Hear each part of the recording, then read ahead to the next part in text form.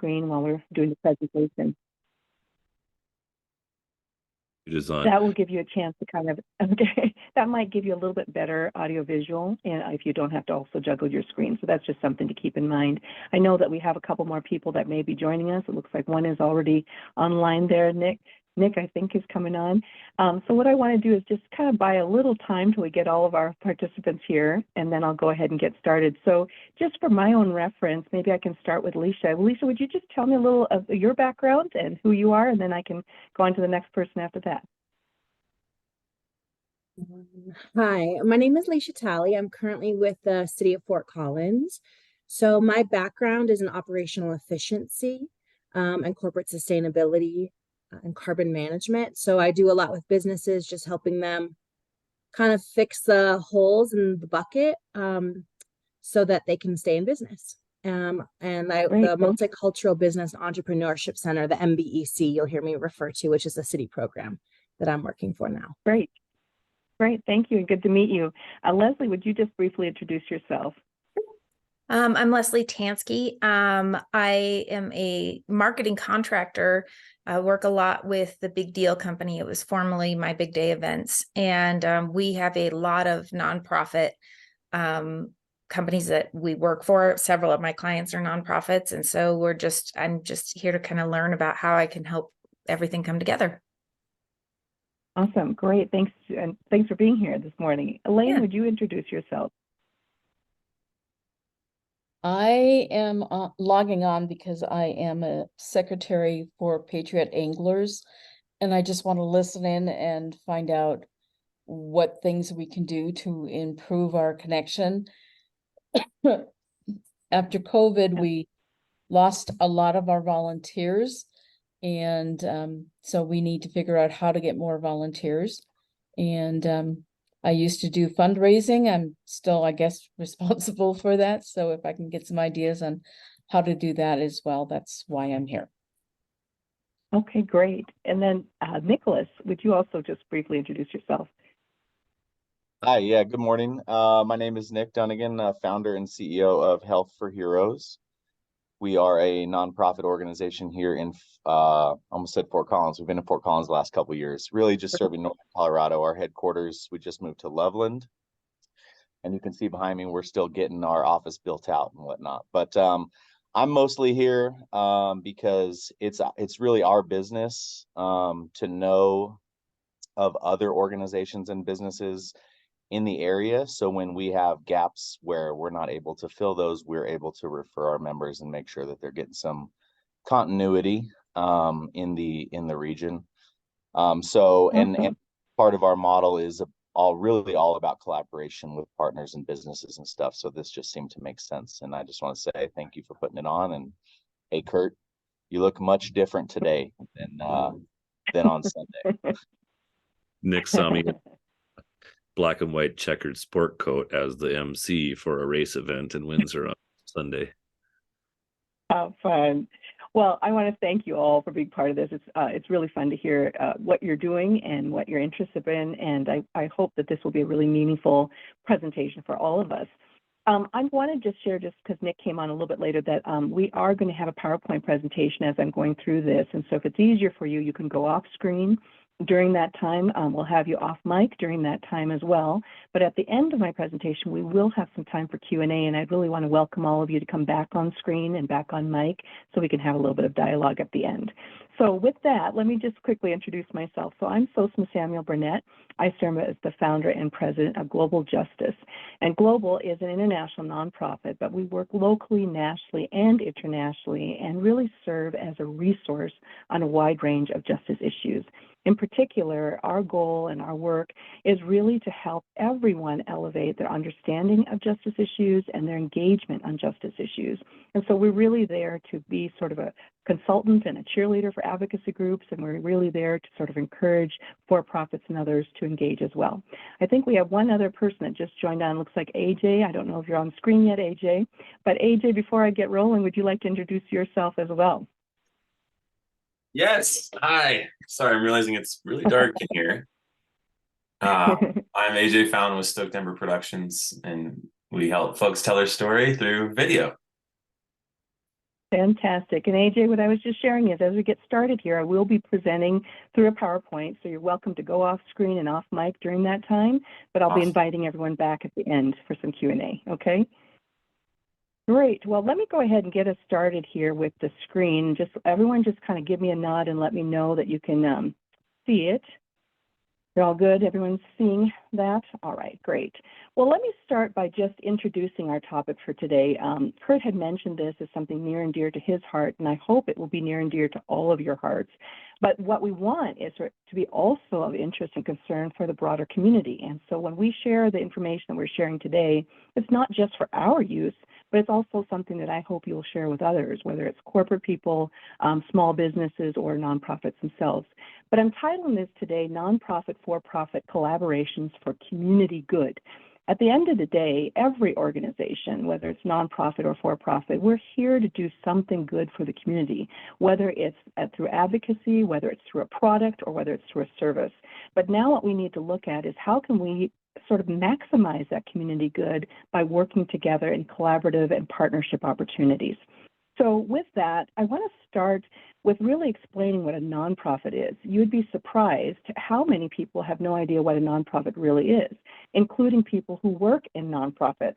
And I'm one of those people who work with a lot of nonprofits, so I tend to have to start with sort of ground one. And most of you probably understand these concepts already, but I think it might be good for us to start at ground one as well. So let me go ahead and move us forward here. What is a nonprofit? Well, a nonprofit is actually a business, just like a for-profit organization. But the difference is that a nonprofit is organized specifically for a purpose or a cause. And so it's not a product or service that drives it, but it is the cause. And so sometimes we refer to a nonprofit as a not-for-profit because the misleading idea is that a nonprofit doesn't have profit. That's not actually true. It is that the purpose is not profit. Nonprofits have to raise money, have to run their organizations like any other business, and need to have financial and fiscal accountability like any other business. But a nonprofit does not have income that's distributed to members, directors, or officers. So another way to look at it is it's a non-stock corporation. And nonprofits can take various forms. They can be corporations. They can also be individual enterprises. They can be unincorporated. Sometimes it's a partnership. Sometimes it's foundations. And there can even be condominiums, which might surprise some people, but certain condominiums are used for particular nonprofit purposes. But the key is that all of these different entities, in whatever form, they have to be designated as a nonprofit when it's established. So you can't start a for-profit and then say, I'm going to do some nonprofit work or vice versa. You do need to be established as a nonprofit and for a specific purpose or cause. And those are guided by and established under state law and federal tax codes.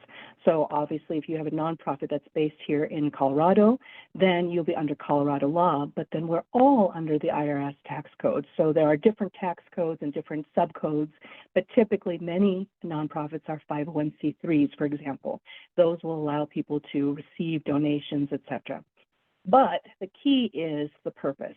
All nonprofits are created and pursue a specific purpose, but there's lots of examples. And so I shared earlier that we have different types of structures, but there's also different types of work that nonprofits do. So for example, we have advocacy groups, churches, public schools, public charities, clinics and hospitals, et cetera, et cetera. You can see the list on the screen, but there's such a wide variety, and a lot of people don't always think about that, what range of entities are out there that are nonprofits and what that means.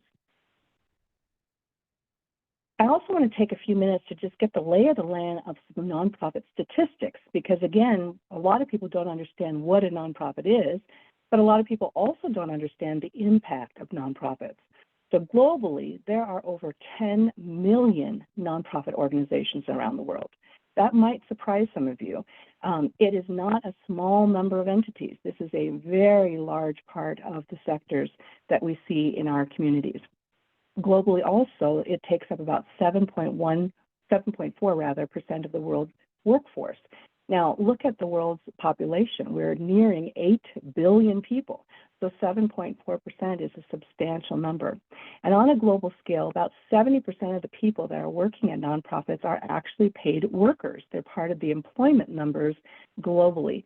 And almost 30%, 29% are volunteers. So they also add to the work of these nonprofits. Now, the U.S. has some really interesting numbers around nonprofits too. We have about 1.5 million and growing nonprofit organizations here in our country, and that makes up about 10% of the U.S. workforce. Now, the U.S. population is well over 350 million people, so again, 10% is a substantial number of workers. And this third piece might surprise people, but the nonprofit sector as a workforce is the third largest workforce sector in the country, just behind retail and manufacturing. That should surprise many people in terms of just how many people are affected by the nonprofit sector for employment and other opportunities.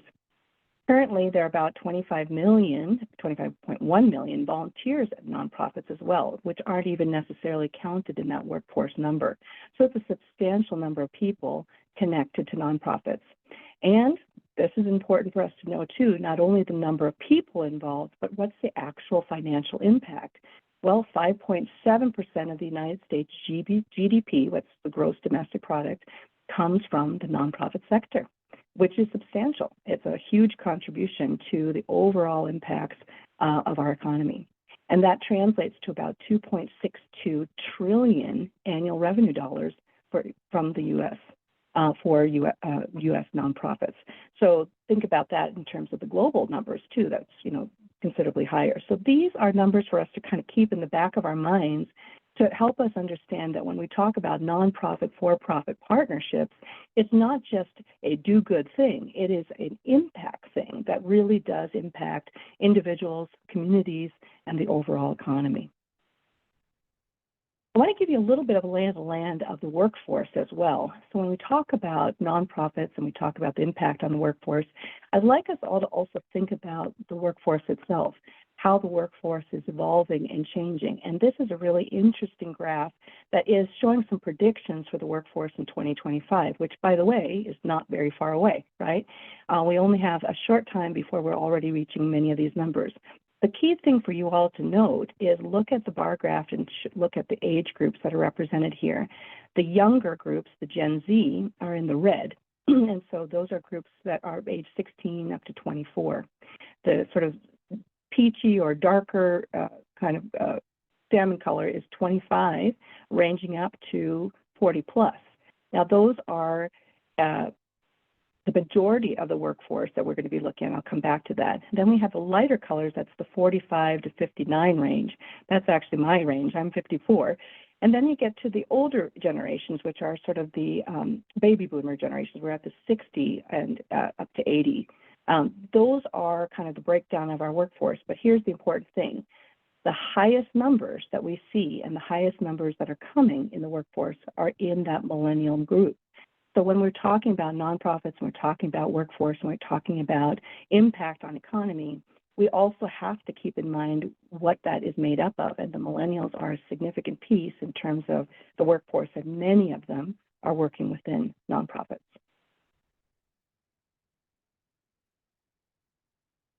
Now, nonprofits also, and not just in terms of generations, but nonprofits also have some implications for us in terms of how people sort of perceive them and how people support them. So one of the things to keep in mind is not only are nonprofits employing people, but nonprofits are engaging people through donations.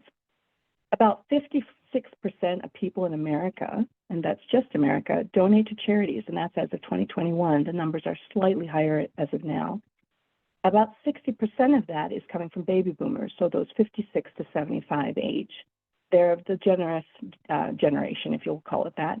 But Gen Z, that younger group that we talked about, is not yet a large part of the workforce. They are doing 57% of giving. So that's substantial when you think about how young they are. So in other words, as they are developing and as they're growing in the workforce, they're also sharing a very high sort of need and desire to be engaged with nonprofits and support nonprofits. Another stat to keep in mind is 45% of charitable donors worldwide are enrolled in something called a monthly giving program.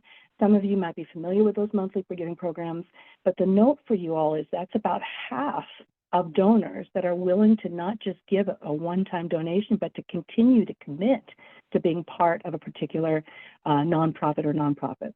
And so that's something that we're going to come back to in a little bit.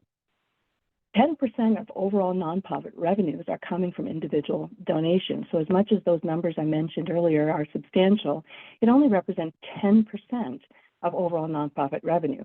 80% comes from government grants and contracts, and only 4% from foundations, and a little bit from trickle other sources.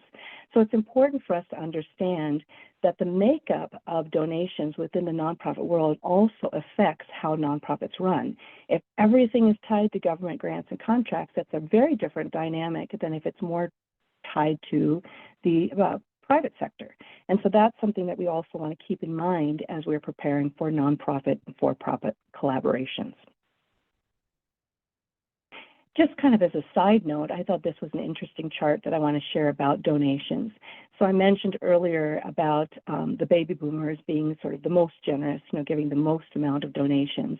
But it's also important to note that, as much as we mentioned that Gen Z is coming up very close to baby boomers in the number and percentages, the actual levels of giving are higher among millennials. Which I think is kind of fun. Just note that millennials that make up that large part of the workforce are also giving at a higher level, averaging about $637 per person per donation.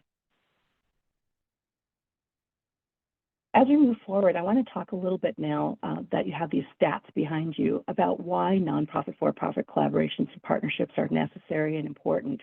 One of the first things to keep in mind is that nonprofits and for-profits are a relationship. And so we don't want to just be something where you're, giving something to someone and just kind of thinking that you're being generous. It really is a relationship. It's mutual. It's something that really benefits both the nonprofit and the for-profit. And each side is agreeing to contribute something, some form of resource, to achieve a shared goal. So it's not just a for-profit coming in to help a nonprofit, but it's for a for-profit nonprofit sharing a goal and sharing sort of terms of the goal. It can be a formal or an informal relationship. It can be for short or long-term needs. And it can tie to the organization overall or a specific project or event that could be within that organization or outside that organization in the community.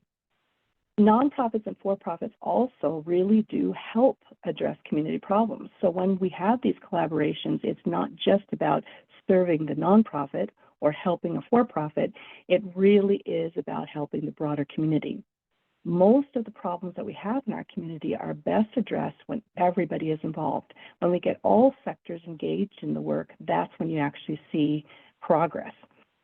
This type of collaboration can help generate greater participation because we can have higher levels of involvement and engagement and buy-in to the various things that we're trying to accomplish. But it also can make lasting change, real and lasting change to solve the problem. Oftentimes, as hard as a nonprofit will work and as effective as they might be, they can only sort of move that pendulum so much. But with the for-profit support, it can move much further.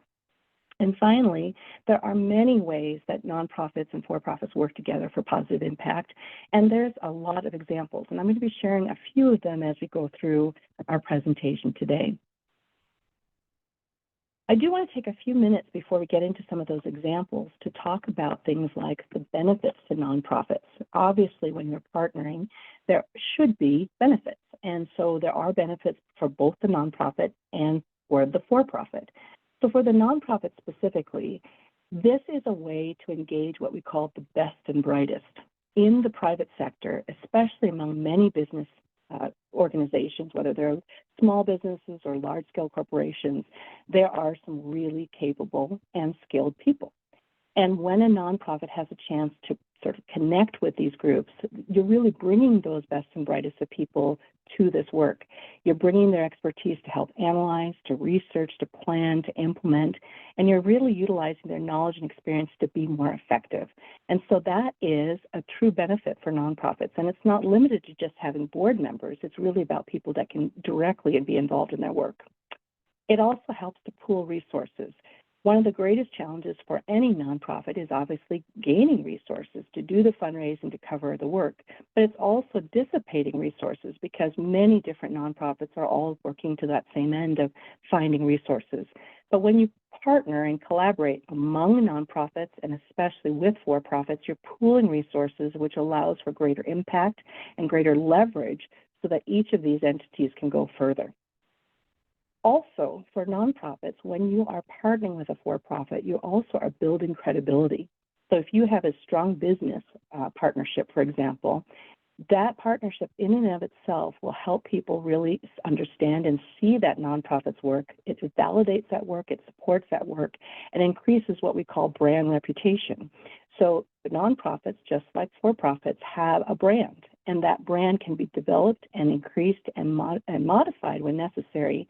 But that brand reputation drives so much of whether donors are going to be supporting that organization. It also increases the overall value to the community. Every time a nonprofit is involved and engaged in collaboration, it broadens what it does in the community. It broadens the community's perspective on its value as well. It also expands reach by partnering with companies and reaching new audiences. The people that might be involved in a particular business may not be the same people that are currently involved in a particular nonprofit. So by connecting them, you're really offering the nonprofit to a wider range of people who may want to engage. It also increases impact and makes for better strides, bigger strides, and greater opportunities. So all of these are just some sort of broad-based examples of what's beneficial to nonprofits. In addition, there are benefits to for-profits. So as much as nonprofits have a lot of great things that can come from these partnerships, it is not a one-way street. Every collaboration or partnership between a nonprofit and for-profit, as I mentioned earlier, is mutual. So as a mutual sort of set of benefits, these are a few things that a for-profit can take away. First of all, the for-profit also elevates in its standing in the community. It becomes a greater and elevated brand, and it increases their reputation. What a lot of people don't realize when you're working for a for-profit is that the community, your customers, really do care about whether or not you care. So building trust, understanding that you care about issues, particularly having some social consciousness, has an impact on consumers' purchasing and overall sales that you may have in your entity. So when you have a business, small business or corporation, you have to put in the time and the work to really build that brand and build that reputation and be a good citizen. And that is when customers engage more. And when you look at those earlier statistics we talked about how much people are putting into nonprofits, that means they're going to value that you put in your effort and your support for nonprofits. It also attracts new customers. So a moment ago, I was talking about how these partnerships help introduce nonprofits to new audiences. Well, similarly, your engagement with nonprofits as businesses can also attract new customers. There is something that we call the halo effect. And the halo effect is really saying, hey, you are doing such good things that people are going to notice that, and they're going to see that it aligns with their own values as customers, and they will engage at a higher level. It also improves employee morale and workplace culture. When employees know that a business cares, whether it's for them directly or whether it's for these issues in the community and specific nonprofits, they will have a higher level of care for your entity. So when you have a business and an employee has opportunities to engage in issues and topics that they care about, it raises their level of engagement to you. Employee retention has shown a very direct result of having these types of partnerships be part of the workplace culture. It also increases advertising opportunities. So when you think about for-profit businesses, so much of for-profit businesses is about marketing. It's about getting your name and getting your brand out there. But that costs money. Oftentimes, advertising dollars are spent at a very high level, depending on the size of the business, to get that kind of reach. But in these partnerships, you get that reach for far less, and in some ways, in a much more broad way. So I really encourage you to think creatively about not just partnering with the nonprofit for the cause, but also thinking about how that cause can elevate your advertising potential as well. Now, there are many forms of nonprofit for-profit collaborations and partnerships, and these are just a few that I want to highlight on sort of a higher level. Some of them you're probably very familiar with, some of them maybe not as much, but I'll go through all of them briefly. Corporate sponsorships. So when we say corporate sponsorships, it's not limited to corporations, but any business can sponsor various types of events, programs, projects, or organizations.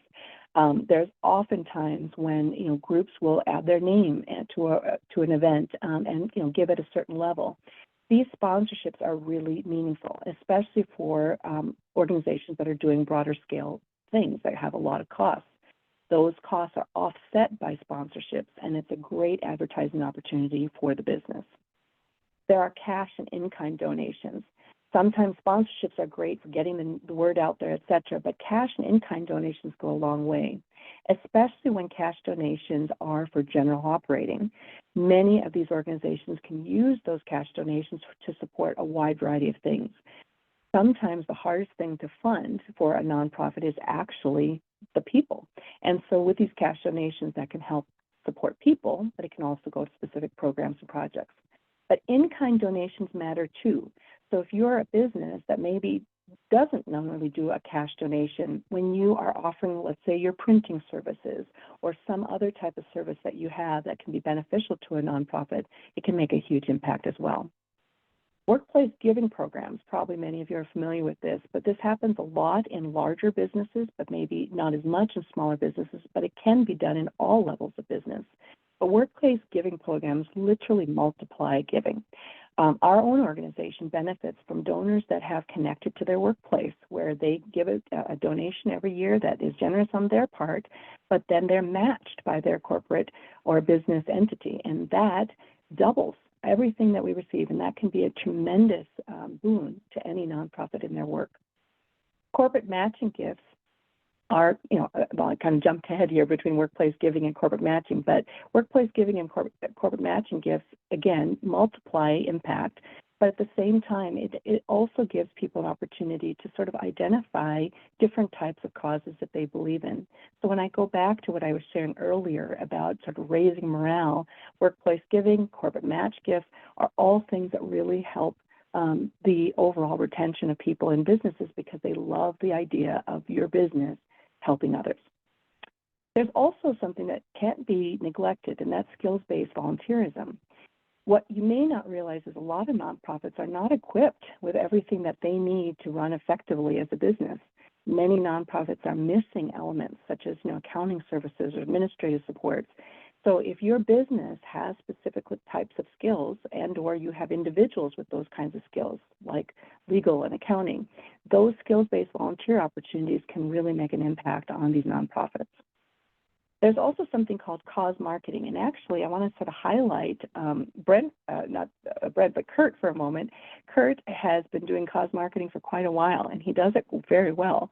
So Local Think Tank often does special events and fundraising efforts to support different types of organizations. He recently did one for a group called the Matthews House that works in Fort Collins and around the region supporting families in need. And what he'll do is he'll set up this wonderful opportunity to sort of highlight that organization, host a fun event, have people give and support, and that cause marketing goes a long way not only in getting people to know about that organization and what they do, but also about Local Think Tank and how they are partnering and supporting. And finally, there's grant making. Some businesses, many corporations have separate foundations or separate grant making arms where they go through a process to actually make grants. Now, grant making is important and it can have great impact, and some grant making entities are quite large. So think about, for example, Bill Gates of Microsoft, but then you now have the Gates Foundation that has all kinds of resources.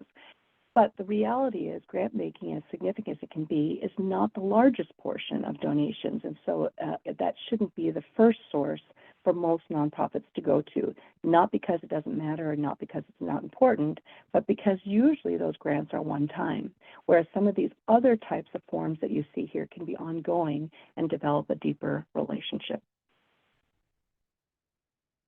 Now, there's a lot here on the screen, and I may not have a chance here in our time to go through every single thing here, but with any nonprofit, it's important for us to recognize that we can't just form a partnership or collaboration without some thought, and we can't continue that without some thought. So it's important for us to realize that we have to do some evaluation. So with any type of partnership or collaboration, we have to start with a few questions that talk about the role.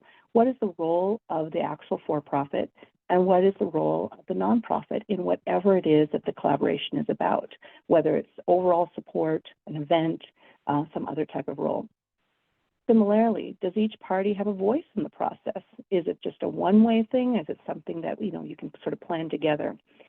Are each of the partners, based on whatever the agreement is, formal or informal, fulfilling their intended purpose? Are they each contributing to what they're supposed to be contributing to? And finally, have they all been surveyed? So when you do a partnership, it's important to come back to each of the partners and have that conversation. What's working for you? What did you like? What was the experience like for you? Would you continue? These are all important partnership questions that should be part of this collaborative process. Now, the strategy questions, as I mentioned, I may not go through in great detail, but these are just a few that you may want to consider as we're going through this sort of partnership process. It has to do with whether or not the partnership actually met the need, whether they provided the service that was intended. Was there impact? Were there areas that need improvement? Did you get data out of it that was, efficient and effective? What's working? What did you do really well? What's excelling? And then what's their impact, and how does the community sort of change because of what you did? And then what do you change in response to that? These evaluative questions are important in every step of the process, whether it's some of the pre-questions, whether it's something that you might evaluate during, and of course after any type of collaborative effort. Now, I want to take a moment to share with you a little bit about global justice and also about some collaborative opportunities that we've had. Now, first of all, on the screen, you'll see a little bit about our vision, our mission, our purpose and approach. But our purpose is a little bit different than a lot of nonprofits because we are what we call an equipping organization. We're here to inform, impact, and inspire the generations to learn, lead, and do justice together. So built into our vision is this idea of collaboration. So what we're often doing is collaborating with other organizations and other businesses to be able to make an impact in the overall community. And we are wanting to work with all generations. Our mission is kind of broader here, where it talks about geopolitical learning opportunities for students and professionals. But the key is the last three words, that we're working ethically, creatively, and collaboratively. So our efforts and work are really to try to become sort of a cheerleading section, if you will, and a resource and a consulting arm and a teaching arm for all of these different advocacy groups that are doing the work that they're doing. We have a purpose of serving as a resource, and we do a lot of things with collaborating with different parts of the community. But I want to share with you a couple of specific examples of how we've done some collaborations that have made a tremendous impact. So first, we have a wide range of programs and projects that cover things like faith, arts, and leadership. We work in a sector that we call economic environmental justice, and we also work with a wide variety of groups under what we call our Vulnerable Populations Program. Within each of them, we have a wide variety of projects and programs, but I want to just highlight a couple of them. First, under our economic and environmental area, we have a specific project called the Global Market. With the Global Market, what we do is partner with a wide range of other nonprofits. Each of those nonprofits are not like us. They're not equipping organizations. They are what we call direct service organizations. So those groups are working on the ground to make a difference on a wide variety of topics, from human trafficking, the refugee crisis, poverty in general, and they're working in different parts of the world, including here in the United States. But here's the catch. As effective as they all are at doing what they're doing, they don't have the reach, and oftentimes people just don't know that they exist. So we enter the picture to play that role. Our job is to put them in front of everyone, to let them know who they are, what they're doing, and where they are, and how that's important to support. We then also can bring all of their items and we can share them in a marketplace environment. So someone like you can come to our store, see these beautiful items, and then learn about these organizations and support them with the purchases. When we do this kind of work, we also collaborate with for-profit organizations. In particular, with the Global Market, we have two for-profit groups. Each of them are coffee providers. One is called Top of the Lake Coffee. The other is called Redemption Road. While they are for-profit coffee businesses, they are dedicating portions of what they do and what they bring in their sales to specific causes. Top of the Lake, for example, takes a portion of their sales and gives it back to one of the groups that we support called Casa Flor Ixcaco. They are a weaving cooperative that's located in Guatemala. And by having this collaboration with Top of the Lake has now been elevated as well. Their brand is better recognized, more people hear about them, we do a lot of events with them, and so people understand that Top of the Lake is an ethical, wonderful, is a coffee producer, but they also have a great product. And so as a result of these various collaborations, we have had a chance to really encourage more consumers to buy from Top of the Lake and Redemption Road, but at the same time, each of them have helped support these groups that we're supporting. So that's a pretty complex range of collaborations, but I share that with you just to give you an idea of how it can work between various nonprofits and for-profits. Maybe on a simpler scale, we can also do that in a more simpler and more direct way. When we are working on our faith, arts, and leadership areas, oftentimes we're working with the church community, and we can connect businesses and church to work on specific causes. So, for example, we have causes that relate to poverty in the community. We collaborate with groups like House of Neighborly Service. We can work with the larger community and businesses to do food drives and clothing drives during the holidays and help support House of Neighborly Service in the broader community. So those are just a couple of examples of how this can translate and ways that we have worked on these for-profit, nonprofit initiatives. There is a couple of different ways that you can connect with us, and so I want to just encourage you after this particular presentation, if you've got questions at all, you can email us. That's our general email, but I'll be glad to share with Kurt my personal email. So you can send us your inquiries, your ideas, and if you just want to sit down and talk about ways that you might want to engage on issues, we can give you different ways of doing that or even different sources to work with. Our website is a great resource for you as well. It shows a wide variety of our work, but it also has other resources like Global News and the Clearinghouse, which allow you to learn about issues that you might want to engage in individually or through your businesses. We do use social media, and these are some of our platforms that we currently use, both for global justice as well as our global market. So you can check those out for day-to-day updates and ways to sort of engage with the community. We host events, but we also support a wide variety of events. And so this gives you a way to connect with all of that. And so with that, I'm going to try to invite everyone back to the screen, if you will. I hope you're still there. So I see Kurt now already. And as everyone else returns, I see Leslie and AJ. And if others want to join on, we can see you and hear you. And if we might have lost a few along the way, hopefully we didn't. Here's Nick. And Kurt, I don't know if you want to try to facilitate the Q&A or if you'd like me to just continue on, just let me know how you'd like to prefer to do that.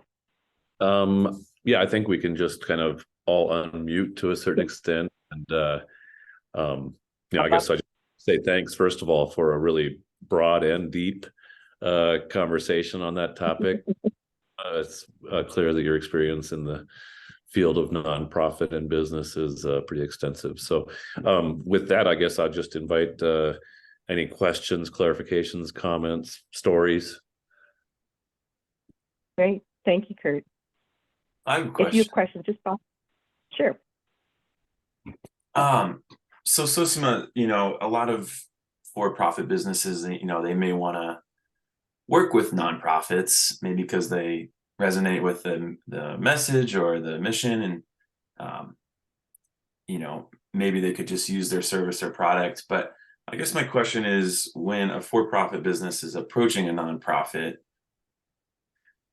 it may be case by case, but is the expectation that you would kind of come at them with like a price break, essentially, that you would usually charge? Is it kind of expected that you would charge full price? Is it how do you navigate, I want to help this organization, but my business isn't really sustainable if I give half off to all nonprofits, kind of striking that balance? Yeah, that's a very fair question. And I want to just say that it really is, in some cases, a very case-by-case basis. It depends on what your collaboration is, the extent of that collaboration, the duration of that collaboration. That can all bear into kind of what you're doing with pricing. But as some general notes, here's what I'll share. First of all, do your homework, right? So if you are a for-profit that says, I really want to help and support other nonprofits, start by just kind of identifying it within your own organization. What are the topics and issues that are particularly important to you and to your employees, right? And that helps you sort of identify then groups that might be really good collaborative opportunities for you, for your employees.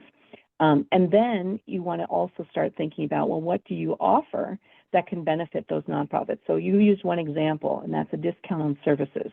So not all nonprofits necessarily need those services, and not all businesses offer those services. Sometimes it's a product, right?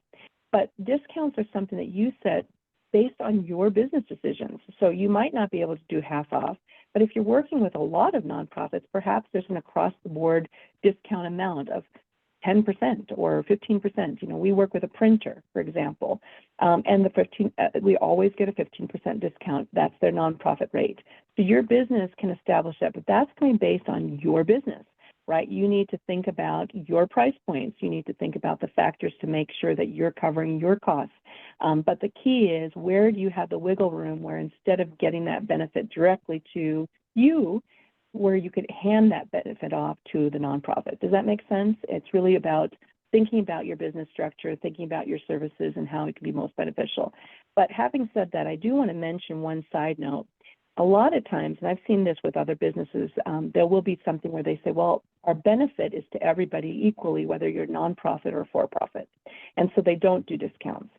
But the challenge is the entire structure of how a nonprofit functions, most nonprofits, because there are some that are larger, is very different than how a for-profit functions. And so the percentage of these things mean a lot more to a nonprofit than it does for a for-profit. So that's something to keep in mind for why you might want to do those discounts. Mm-hmm. Okay, thank you so much. Sure. Any other comments or questions? I think, Oh, please, go ahead. I'll wait.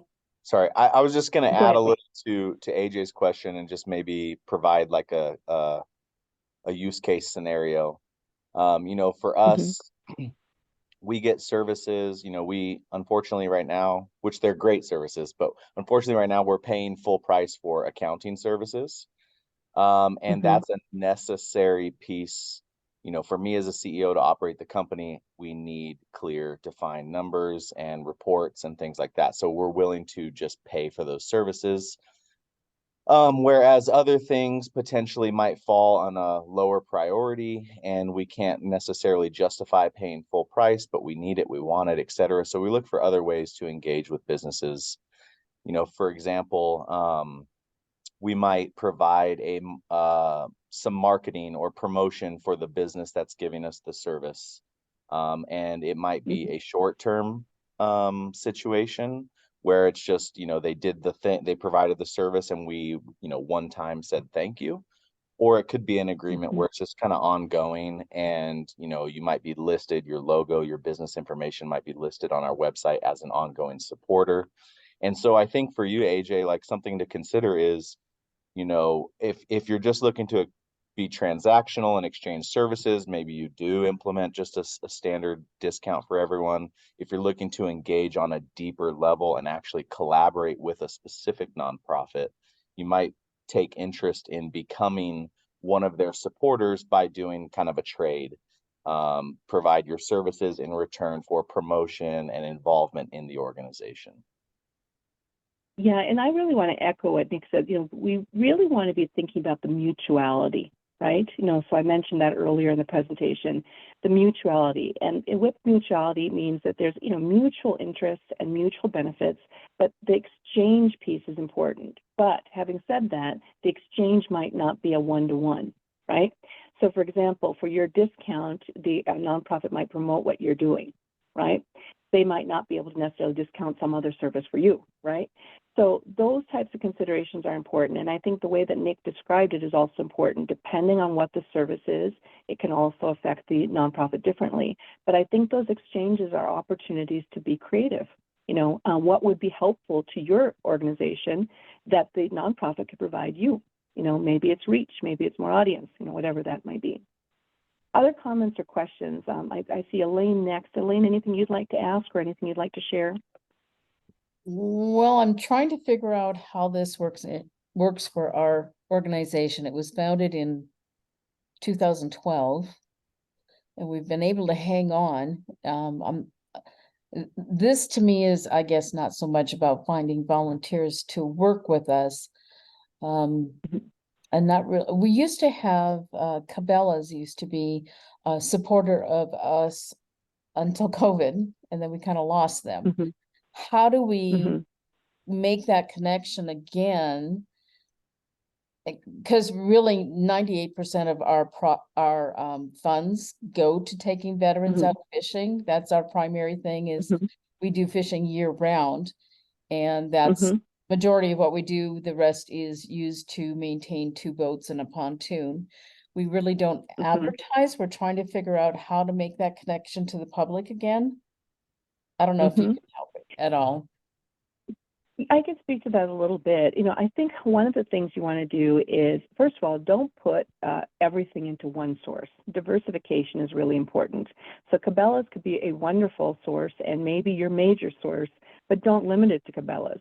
Think about other groups that could also be collaborative with you. Are there other groups that work on veterans issues? Are there other groups that also work on outdoor, services and products? So kind of create a sort of a listing for yourselves of potential partnerships and potential, sort of collaborators. And then what I would do is after that, sort of start working your way through and also think strategically, like what would be the exchange?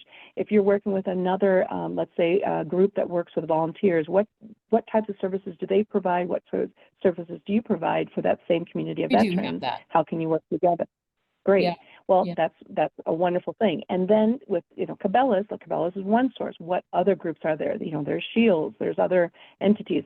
So start creating a listing. And the key is always continue to sort of refresh. Think about new partnerships and new opportunities. Always maintain the ones you have, but always keep an eye to the upcoming opportunities that are there as well. I hope that helps a little bit. It helps. Thank you. Lisa, do you have any comments or questions? I did. Oh, And yeah. it's actually, oh, I'm sorry. Did you call on me? So Nick, I'll go to Lisa first and come back around if that's okay. Okay, Absolutely. yes, I can Go only ahead, just Lisa. see the one shared screen, so I apologize. As it relates to our the original question, but almost in the opposite regard. So I run a grant program. It's with ARPA dollars, recovery dollars. But because nonprofits are by definition organized around a cause, I have to navigate a really fine line of how I use those tax dollars as it relates to the public perception of bias. So I can hire a nonprofit to, fulfill a mission that aligns with Economic Development Center where I work, sort of democratizing access to entrepreneurial education. But because I can't, most nonprofits are already at their capacity, hiring them per hour isn't really the best way to support them. So my question is, could you know of any good evidence-based ways to vet nonprofits to ensure that they're both living that corporate social responsibility in their practices and have fiscal trustworthy practices so that if needed, I can justify those collaborations? Yeah, there are external sources like Charity Navigator as an example, where you can actually go to their website and you can look up various nonprofits. Now, not everybody is going to be listed there, but many are. And you can also look at, for example, different other funding sources, major grant makers that have funded that particular organization. These are all ways to kind of verify the validity of these organizations and the reputation of these organizations.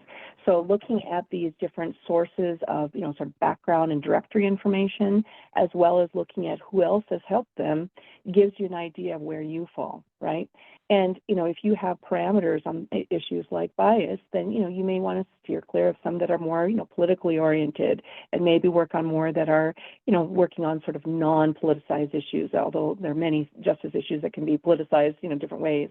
But you can check them out. And obviously websites are important too. What are they saying about themselves? What are they saying about their work? How are they being accountable to the resources that they've been given? These are all ways that I would suggest that you can vet. Okay. Are we missing anyone else? Otherwise, Nick, you had something you wanted to share earlier. Yeah, I think just to jump in on what is it Leisha? I'm sorry. Alicia.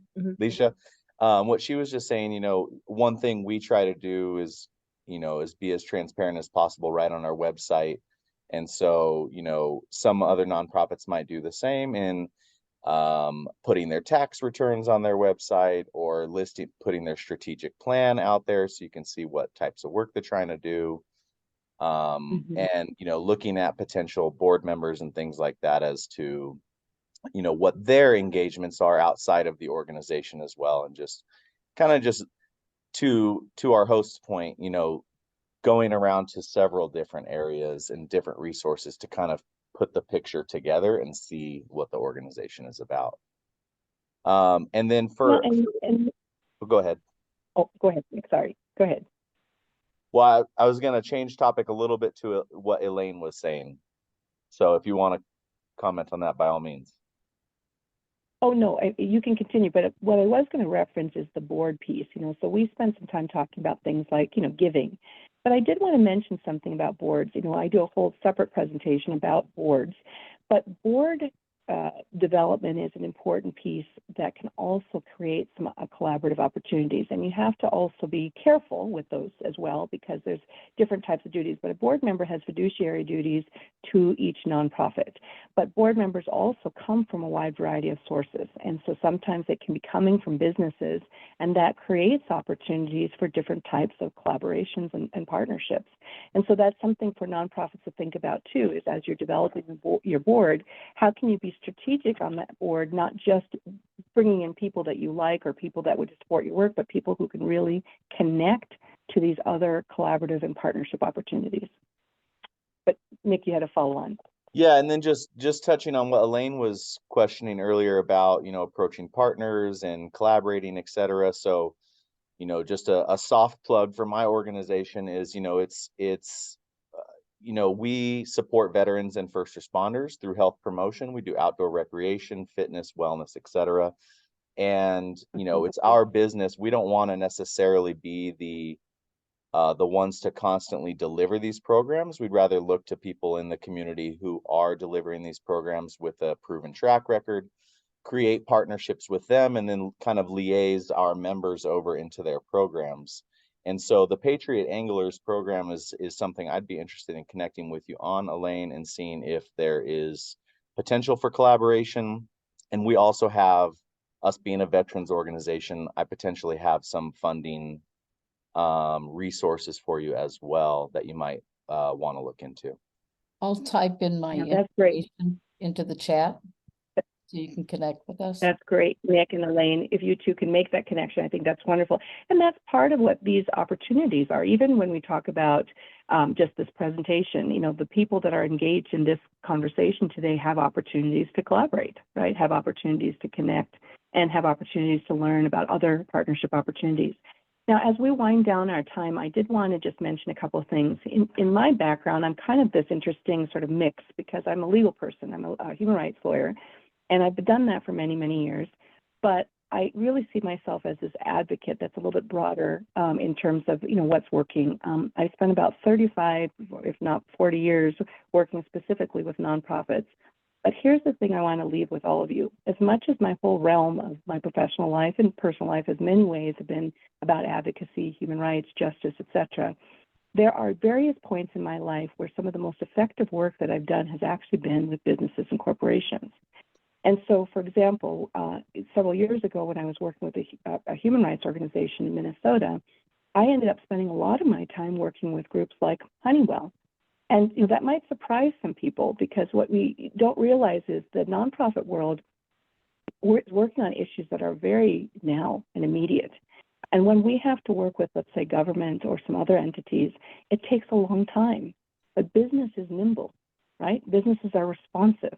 And so what I found as a nonprofit advocate is that when I developed really great business relationships, we were able to do more and faster and in a more thorough way often than some of these other ways that we go about our work, which is where I want to sort of bring us back to. I mentioned earlier on in the presentation about 80% of nonprofit funding comes from government. I'm a policy professional, I'm a political scientist, so I don't disregard government. I think government is an important player. But if nonprofits have to continue relying solely on government and 80% on government, you could see what the dilemma will be in terms of moving things. I would love to see those percentages over time change so that we have more individuals and more businesses engaged with nonprofits. I think that would be a great thing to see. And I think with that, you're going to see more movement and more rapid movement in addressing the issues of the day. So that's my soapbox moment for today. But I do want you all to know that I have so appreciated the time that we've had together. I so appreciate what each of you are doing. And I want to thank Kurt, not only for the great work he's doing with Local Think Tank, but the impact he's making with his collaborations and partnerships with community organizations and for the community. So with that, thank you all so much for this time together today. Well, and that's a great segue, Sosamma, and I think, you know, as my philosopher self was thinking that those dollars that are given by government to nonprofit, that's dollars that were taken under threat of force, whereas a gift of spirit and a joy of abundance is all of those other dollars we're talking about. So inspiring both less of the former and more of the latter is something that Local Think Tank cares a lot about too. I did put in the chat our next upcoming event for Local Think Tank. It's a free lunch and think. This time sponsored by Chiba Hut.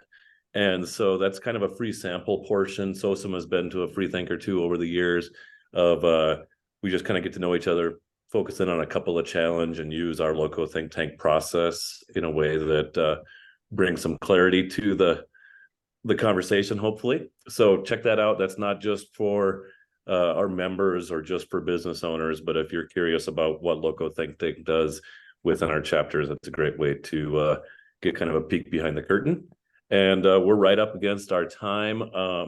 I just want to thank Sosamma. Thank you again. Thank you all for attending. And yeah, you'll get a copy of this if you want to reference back to anything along the way for registering. So thank you so much and have a great day. And Nick, were you able to get Elaine's email? I'm trying. If this closes out, am I going to lose that chat?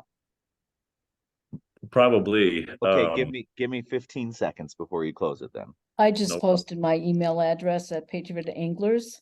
I just need to copy it. Thank you. Okay. I've got it. And AJ, I got your message. It's going to close, so I can't respond, but I'll send you an email. Thank you so much. Cool. Well, hey, got a lot of great Everyone. So thank you all for being here today and appreciate you much. All right. Thanks, Have a good day. Sosamma. Thanks, Kurt. Thank Bye-bye. you. Thanks, Kurt. Bye. Thank you.